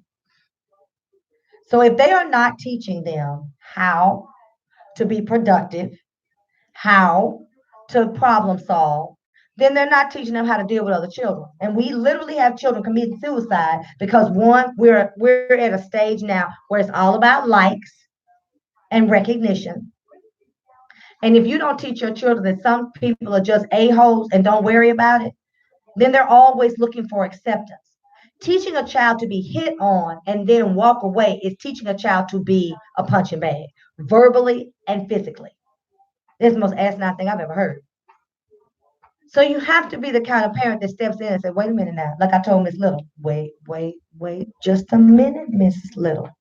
You are not superseding what I teach at home, and I teach my children to defend themselves. And then I gave her a litany of reasons why. And I told you before, the playground, Chevy Cheese, in the bathroom. We are not doing a good job at setting expectations for our children, and we're just letting the school do whatever they want to. And many of these schools are so underfunded, they're just trying to get by.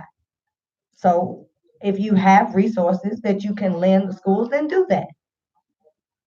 But I think we are at a stage now in society where we are really just trying to get by and get through. We can't do that. Ronald Reagan's secretary of the Department of Education, she led up this Department of Education, it was on a YouTube video several years ago when she talked about the dumbing down of America and how it was strategic. You know, you may be able to find it. I'm pretty sure they've taken it off now. But if you can, Google who the Secretary of Department of Education was under Reagan. I don't remember her name, and I don't want to tell you wrong. But she talked about how she walked away from the job, from that position, because there was a dumbing down of American education. I started before when I was talking about the 400 years of slavery, talking about how they said that we were forcibly settled. And then from that, it turned into indentured servitude. And from that, it turned into coming here looking for work as a slave. The word slave would make that statement an oxymoron, but that's what they wrote in the books until people in Texas stopped it.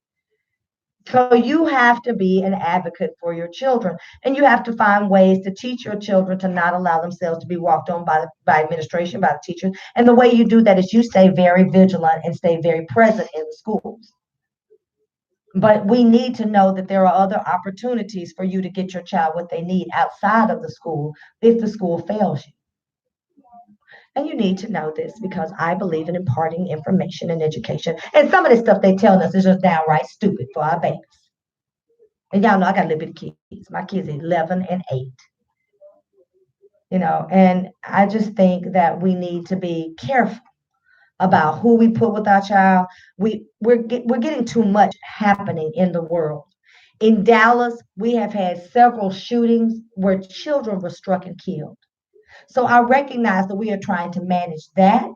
We're trying to manage sports for our children. We're trying to manage whether or not we're going to put them in a position to get a scholarship for school because school is so expensive. Under the Trump administration, it's very difficult, and you don't get much money under financial aid. It's very difficult to qualify because if you got a nickel over bill money as a parent, they're going to say you make too much money. So there are so many things that are hindrances that I just want you to have the information so that you can help your children.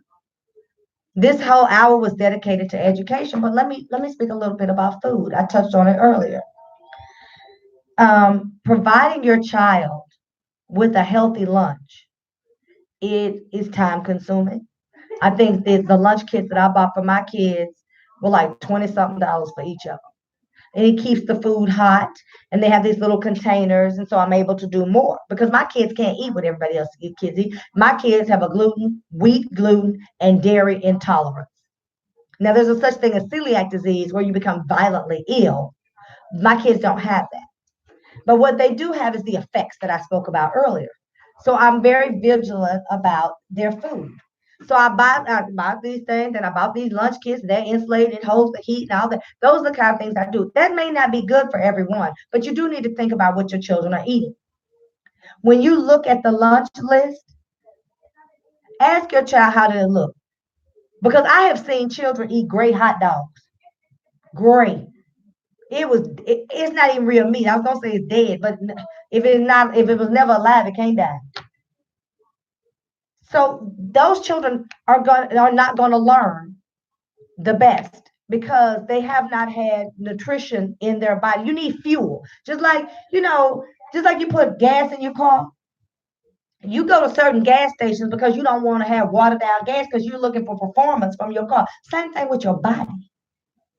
So if you don't give these kids healthy food, they're less likely to perform on a higher standard and to meet or exceed expectations because they need fuel.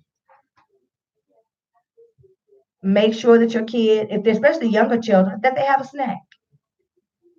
Today I realized if I drop my child off early at school, then he has a chance to play before school starts. So guess what? Every morning we're gonna get there early. Lord say, y'all told you I can't get nowhere on time, but I was so proud of myself today. I gave myself a gold star and a chocolate chip cookie because they were there on time. Well, early. On time is early for me. Okay. So they were there a little after 7:30. My baby got to play, got to run around. My oldest child got to go to his locker and switch things out and prepare for the day. Those are things that we have to do. Now, some of y'all are dropping your kids off anyway, so you're not in my situation. But I think we need to be more forward thinking about our kids. The lunch is a big deal for me. Like food is such a big deal for me. I told y'all earlier about Popeyes. I'm going to say it again for the people in the cheap seats. Y'all are out here running around getting this chicken sandwich. Y'all black tweeting. That chicken sandwich, spicy seasoning #2 spice. I think I said that right. If you touch it with your bare skin before it's applied to the chicken and cooked, it will burn a hole in your skin like battery acid. That is not something you want to put in your stomach. In the event that you do, get you some super papaya digestive enzymes to help your stomach and the stomach acid process that food. But if that's the kind of food you're serving up for dinner, and then you tell your child, come, let's do this homework, just know they're going to be at a deficit. because food is very important. It's important to your healing, to your mind, your body, and your spirit. But I don't want to sound preachy, although I think it's too late for that. I don't want to sound preachy. I just want to help you because school is starting. It's very hot in Texas. Making sure your child has enough hydration. So, I told you I bought this super dude like 1999 lunch kit. It's all insulated. I put a cold pack in the top and I put the water bottles in the top and they stay cold throughout the day. I don't let my children drink fluoride. I know you're about to talk about me. That's fine. It's fine. I don't let my children drink fluoride because I'm just gonna drop this on y'all. Fluoride actually calcifies the pineal gland, which is in your brain. It's your intuition. Some people will tell you something else. I'm just gonna leave it at that. But it is ability to process and understand and to utilize the ability to to understand things and how they apply or equate to other things in the universe. I know I said a whole lot. You're like, what does that mean? It is, for those of you that are woke and conscious, your third eye. Fluoride calcifies that. So when they cut the black brain open, the African American brain, the African brain, when they cut that open, it is larger. It's the size of a walnut. Certain people, the size of a pea. You ain't gotta believe me. You can Google all this. All this is Googleable. But fluoride does. Fluoride is a toxin. Y'all putting it in your toothpaste. It's a toxin. Fluoride teaches the brain to be submissive. So when you brush your teeth with fluoride and drink tap water, you are becoming more and more submissive. So things that you're like, I wonder why I didn't say nothing about that. That's why. When you think to yourself, I should have said so and so. That's why. So I don't let my children drink fluoride if we can help it. So I supply the water that I want them to drink. I teach them not to drink out of the fountain because fluoride is a toxin. And if you were to take a Colgate toothpaste, go to a live stream, squeeze that toothpaste in that live stream, you could be fined by the EPA and or jailed, imprisoned, because fluoride is a toxin. You don't need it. My oldest child is 11. He has never brushed his teeth with fluoride that I know of because I don't know what he does with his dad's house and we go to his cousin. But for the most part, I do not buy fluoride toothpaste, and he has never had a cavity ever. So you don't need it clearly. So fluoride is another thing that you should consider taking out of your child's diet to help them be more successful during this great school year. Because they're going to have a great school year. Every child is going to have a great school year because I am speaking it into fruition. Optimistically prayerful. But just in case some things go kind of quirky, you have the tools and the resources to know how to operate outside the school district. Ask your child every day, did anybody do anything that made you feel uncomfortable? Who did you talk to? Who did you play with? Who did you eat lunch with? And that applies for a high school student. Anybody make you feel uncomfortable? Who'd you eat with? What did you do in your off time, your break? Ask them. It opens up the door of communication, and then you're able to document in your phone or wherever you store your information about what's going on with your kid. Because we get so wrapped up in our lives and trying to make sure homework is done and all that, that those little tidbits that tell you who they are and what's going on with them, sometimes that gets lost. So starting today, when you pick your big babies up, little babies, when your babies come through the door, just ask them. What y'all gonna say? Say it with me now. How was your day? What did you do today?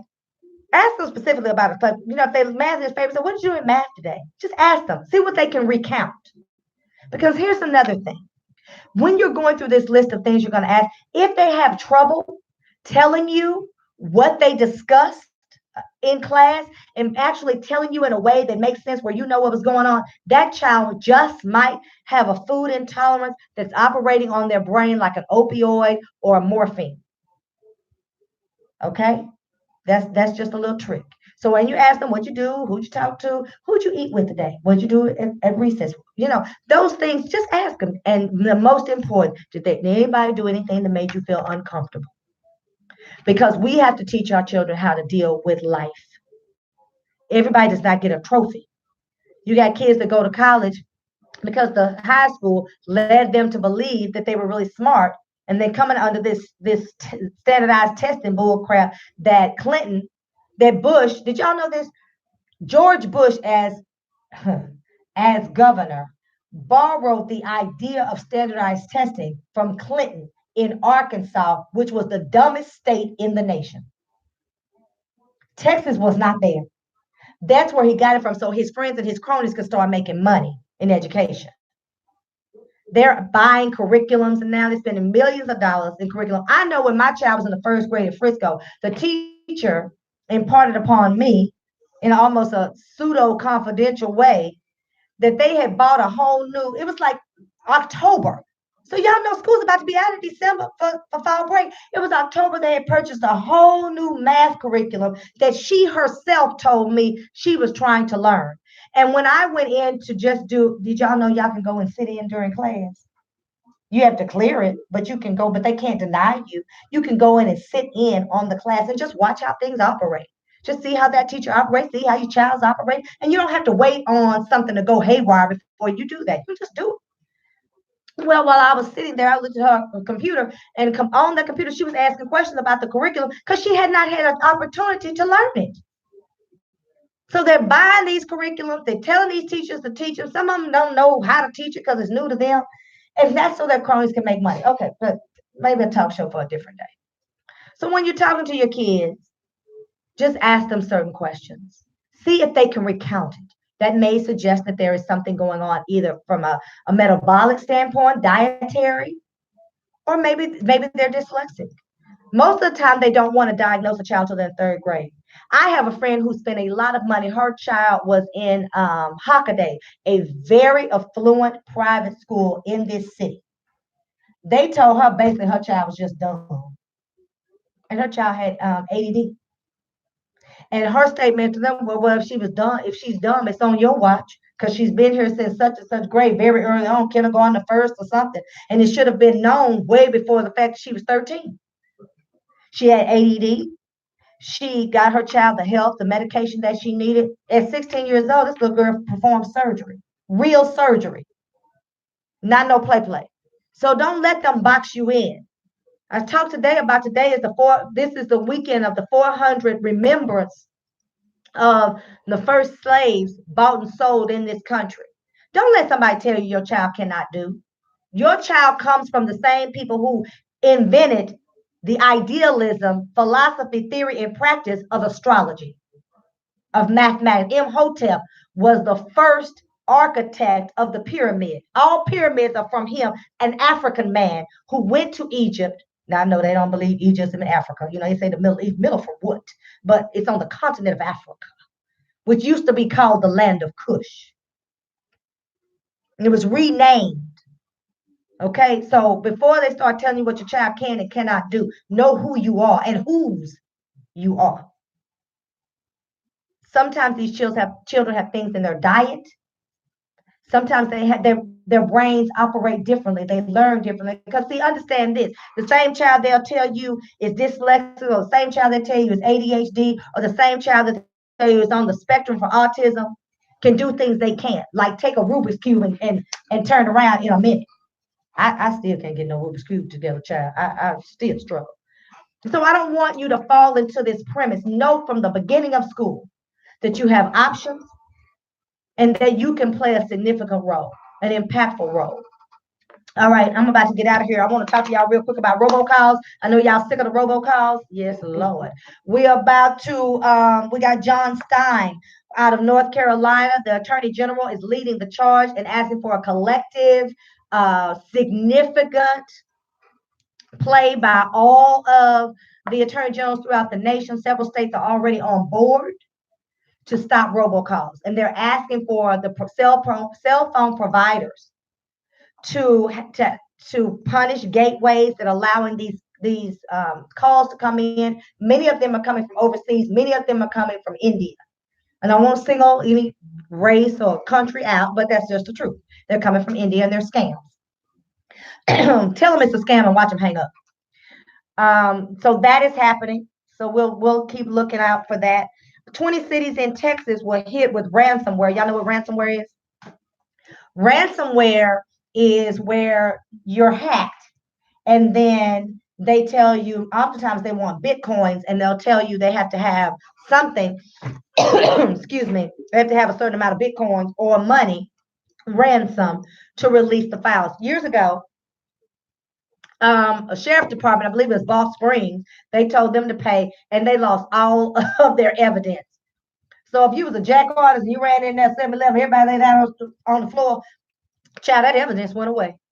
Well, now you got 20 cities in Texas that are experiencing the same thing, and they're asking for a collective $2.5 million for those 20 cities. Lubbock County is the only one that seemed to be able to get away with it. Excuse me, let me go back. I said that wrong. Lubbock County was the only one that seemed to stave off and shake free of the ransomware hit, because as soon as the employee realized the files were operating kind of freakishly, they contacted IT. And then IT was able to get on and isolate it to that one computer and stop the virus. But many of these smaller counties and police departments don't have inside IT departments. They outsource it. And so because of that, there are people that cannot pay their water bills. They can't pay their light bills, depending on how the utilities are set up within those small towns and counties. If you have a ticket in a small town, don't pay it yet. I'll try to put up what cities those are, because that might get washed away if they don't meet the ransom, and they're looking for a collective $2.5 billion, so it might not happen. So there's that. I hope I've given you something that, news you can use, things you want to talk about. I got a lot of stuff off my chest, and I hope you enjoyed me like I've enjoyed you. I'm going to get out of here, and we'll do it again next Friday. This is Call with the Black Tea Sip. Sipping power, the poor truth, diamond pearls, and jerry curls. And we'll do it again next Friday already.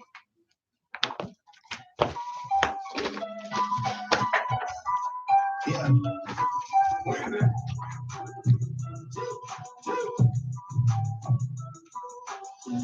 Back home smoking legal. I got more slaps than the Beatles. Running on diesel. Why can't you? With my niggas, lethal dog. Don Corleone. Trust me at the top, it is the list. Everybody acting like they know me, dog. Why can't you get out of here? Show me. You gotta bring the clip back, Memphis. Yes, see the ball, so they sent me, dog. I just broke off with a 10 piece, dog. I can't hang up. Y'all hang up. Just a little 10 piece, boy, just a blow it. Ooh, I tickle myself. Look, it won't give me an end of live chat. It's just going on and on. Look. YouTube doesn't get enough of me. It won't let me hang up.